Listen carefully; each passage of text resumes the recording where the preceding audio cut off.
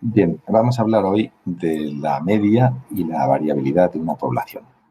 Los dos datos, sin lugar a dudas, más importantes.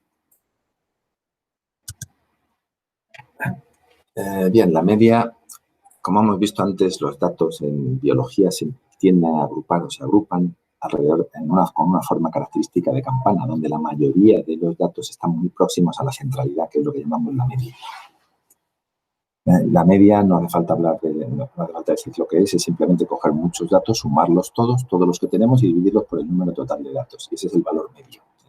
Hay otras formas de hablar de centralidad, como es la moda y la mediana, pero no solemos utilizarlas tanto en estadística, aunque son interesantes también. Hablamos de media de toda la población con el valor mu y la media de los animales que estoy utilizando en mi prueba, cada uno de los lotes o lo que fuera, lo llamamos como X con una barra encima, el valor medio. La variabilidad, en cambio, sí que se suele medir con tres valores y si utilizamos los tres, cada uno utiliza una cosa, hay un poco más de dispersión en esta información. Normalmente utilizamos la desviación estándar, que se suele nombrar como sigma o como SD. También se utiliza la varianza. La varianza es simplemente cada valor de todos los que hemos recogido, calcular la diferencia entre ese valor y la media. Lo elevamos al cuadrado, que llamamos elevarlo al cuadrado, y calculamos la media de toda esa suma. O sea, lo sumamos todos como si fuera a hacer la media, pero en lugar de coger los datos, cogemos la diferencia respecto a la media. Y eso se llama varianza. ¿Por qué se eleva al cuadrado? Pues para que si hay unos con signo positivo y otro con signo negativo, no se, en fin, se pierda el signo de elevarlo al cuadrado.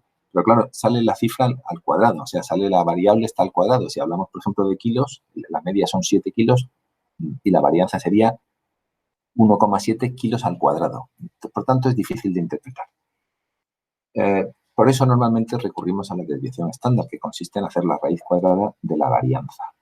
Y es un valor, por tanto, de la media de cómo de dispersos están el conjunto de los datos respecto a la media. Y eso sí lo expresaríamos en este caso también en kilos.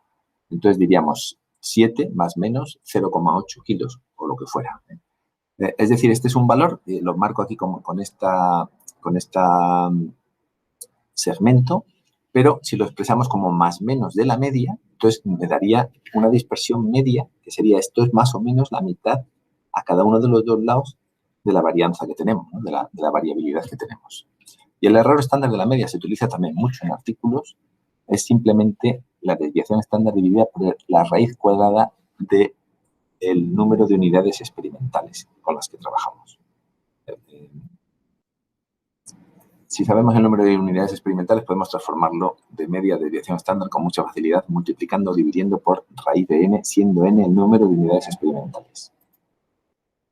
Bien, sabemos, por tanto, que si, lógicamente, en estas tres gráficas de arriba, si tenemos media más menos desviación estándar de un valor, si este valor es muy grande, significa pues, que la curva está bastante extendida y si el valor es muy pequeño, significa que todos los valores están muy próximos a la centralidad. Diríamos que es una población muy, muy uniforme, mientras que en el otro caso sería una población muy heterogénea. O sea, si la desviación estándar es muy grande, significa que hay mucha variabilidad. Gauss estudió en el siglo XIX la proporción del número de individuos o del número de muestras que habría distribuida y vio que efectivamente la mitad de los valores estarían por encima de la media y la mitad por debajo, porque esto es una curva en principio simétrica. Pero vio que desde luego alrededor de la media más menos desviación estándar, en conjunto están aproximadamente el 70% de las muestras que tenemos. Esto es un dato muy interesante. El 70% están ahí. Claro, aquí tenemos que tener mucho más, en la gráfica de arriba, tenemos que tener mucho más ancha, arriba a la izquierda, tenemos que tener mucho más ancha para aglutinar el 70% de los datos, mientras que en la de arriba a la derecha, en un margen muy pequeño tenemos el 70% de los datos. Normalmente utilizamos, por tanto, unidades, multiplicaciones de la desviación estándar, más menos 1,5 por la desviación estándar, más menos 2 por la desviación estándar, por ejemplo, muy frecuente, más menos 1,5 por la desviación estándar, donde estarían incluidos el 85% nada menos de los animales, o de las muestras que tenemos, más menos, o sea, el 85% es más menos 1,5 por la desviación estándar. Si nos vamos ya al más menos 2 veces la desviación estándar, ya tendríamos el 95%, y si nos vamos al más menos 3 tendríamos el 99,8%, o sea, ya prácticamente todos. Pero, evidentemente, podría haber un animal que se saliera de esos rangos. Entonces, de esta forma ya sí que está muy tipificado. Es más, podemos juntar estos dos valores, la media y la desviación estándar, y hablar de una nueva variable que es el coeficiente de variación, muy útil. Yo lo utilizo permanentemente y te recomiendo mucho que lo utilices, que es simplemente poner la desviación estándar como porcentaje respecto de la media. Entonces sería la desviación estándar por 100 partido por la media. Significa cuál es la variabilidad respecto de la media. Entonces, independientemente de que la media sea 4, o sea 17, o sea 1 miligramo o 28 toneladas. Me da igual, te dije en el coeficiente de variación que ya no tiene unidades, porque divido kilogramos por kilogramos, me quedo sin unidades, ya solo es un valor que es el 15%, el 13%, se suele expresar en porcentaje. Entonces, por ejemplo, bien, te quiero empezar por decir que en biología es muy frecuente que el coeficiente de variación en una población estable, sana, sin problemas, esté alrededor del 15%, del 12, 15, 17, esos son valores muy fijos. También te quiero decir que son muy constantes, por ejemplo, la grasa intramuscular es muy variable, pero el crecimiento es muy constante. Por ejemplo, la actividad de ciertas enzimas es muy constante. A lo mejor tiene un coeficiente de variación del 7, del 9. La composición de determinados minerales o ácidos grasos en los tejidos a lo mejor tiene un coeficiente de variación del 5, del 7%. Y es siempre así. La población de los ácidos grasos tiene un coeficiente de variación del 7%. Pues fenomenal, está muy bien saberlo. La variabilidad de cada dato.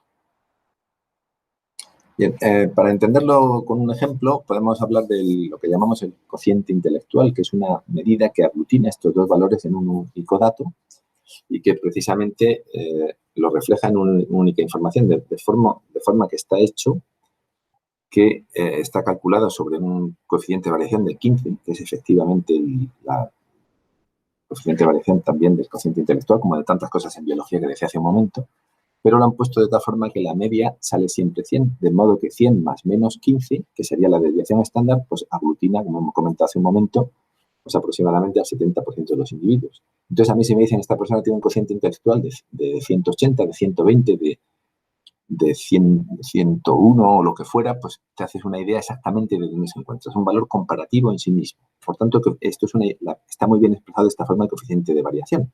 Y aquí nos damos cuenta, por ejemplo, de la capacidad intelectual de Albert Einstein, que tiene el cociente intelectual, se calculó, se estimó de 160.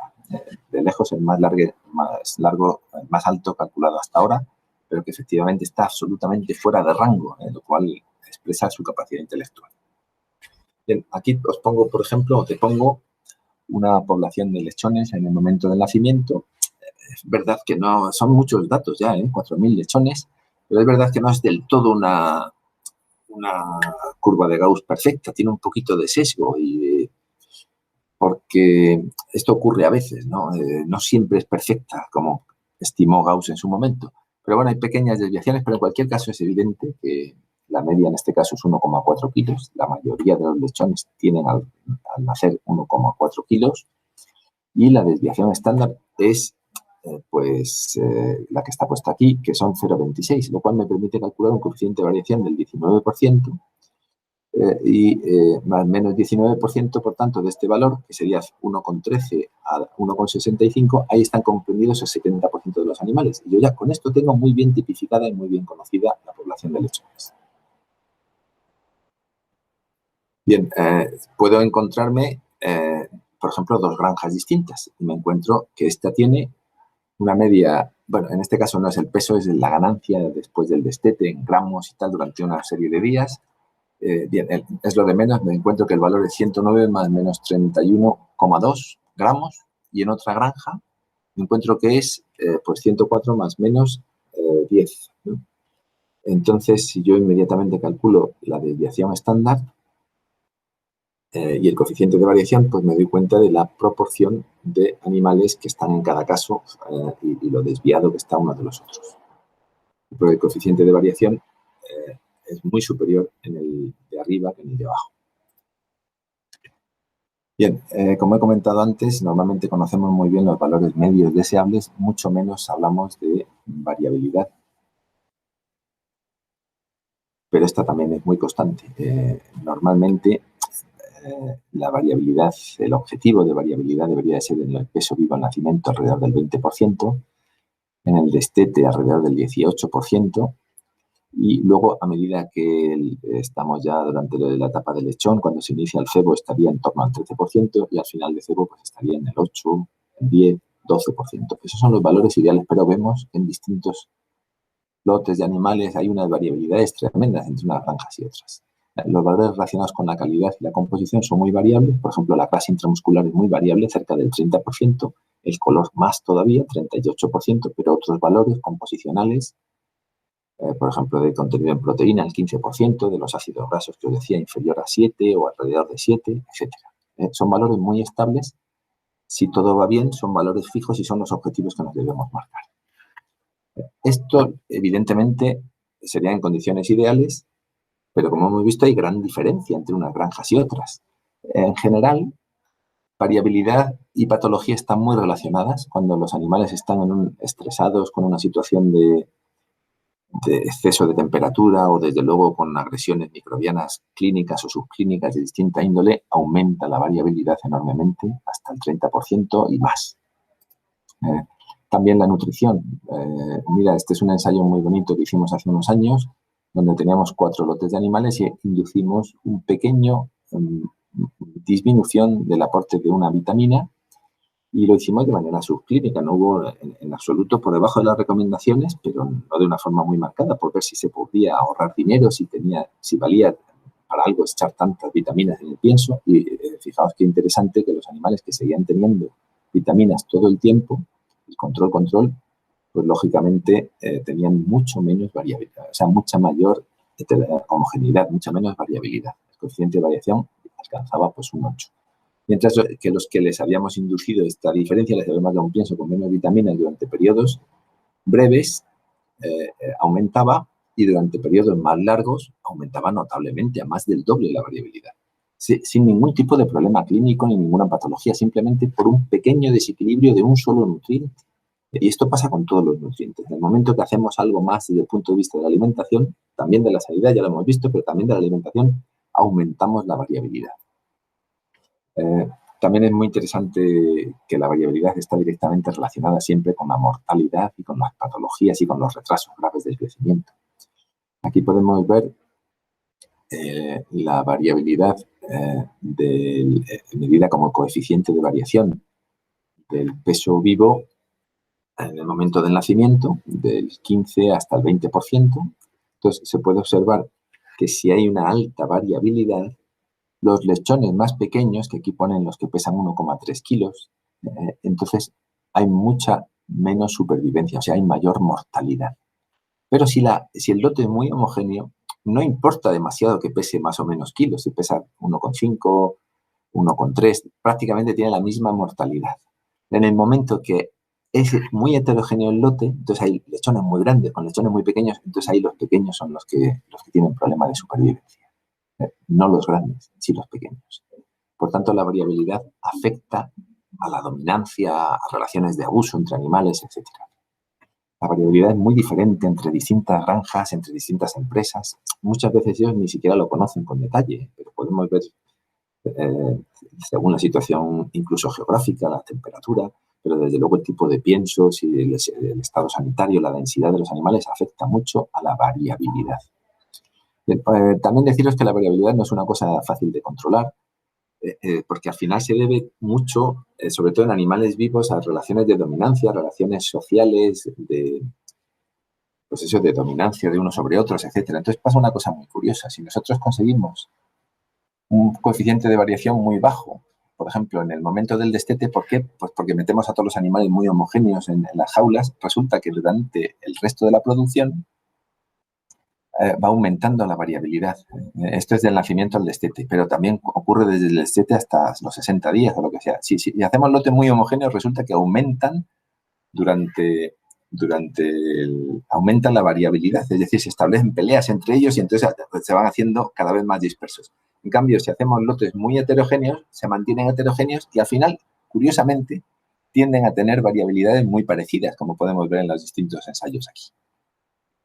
Bien, querría decir también que la variabilidad es muy útil como control de calidad. Como hemos visto antes, cuando salía un punto de otro color en la curva de Gauss, porque nos dice este dato, si la media y la desviación típica es esto, y sale este dato, esto es mucho, es poco, como es. Se utiliza mucho en la tolerancia, por ejemplo, cuando van a comprar animales o frutas o lo que sea, ¿no? Dicen, oye, quiero comprar esto más menos esto. Y si se diferencia normalmente más de un 1,5 de la desviación estándar, es porque eso, muy grande o muy pequeño, no me interesa este animal o no me interesa este producto, porque vaya heterogeneidad. Ese es normalmente el rango máximo de aceptabilidad.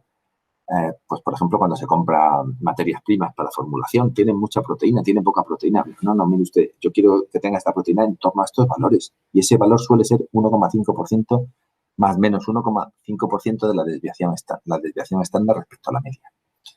Y respecto a los datos erróneos en analítica, sobre todo en laboratorio, también llamamos outlier o datos erróneos, que es que ha salido mal en el laboratorio. Y ¿lo quito o no lo quito? No podemos andar quitando. Yo hago un resultado y luego quito los datos que me parece que están mal. No.